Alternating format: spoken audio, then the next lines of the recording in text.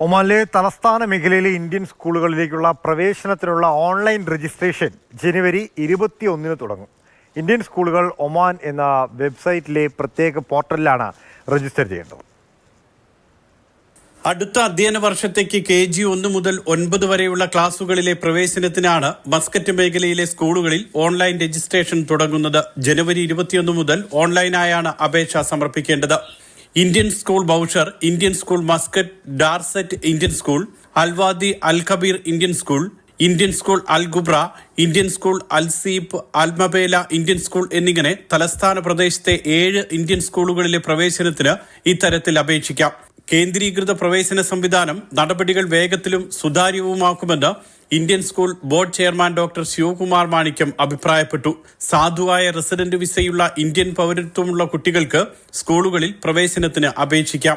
April 1 3 വയസ്സ് പൂർത്തിയാക്കിയ കുട്ടികൾക്ക് കിൻഡർ ഗാർഡൻ പ്രവേശനത്തിന് അപേക്ഷിക്കാൻ അർഹതയുണ്ട്.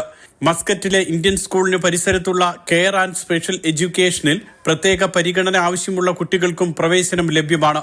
ഓൺലൈൻ രജിസ്ട്രേഷൻ അവസാന തീയതി ഫെബ്രുവരി 24 പ്രവേശന പ്രക്രിയയെക്കുറിച്ചുള്ള വിശദാംശങ്ങൾ ഇന്ത്യൻ സ്കൂൾസ് ഒമാൻ .com ലഭ്യമാണെന്നും അധികൃതർ അറിയിച്ചു. Mathrubhumi news, Muscat.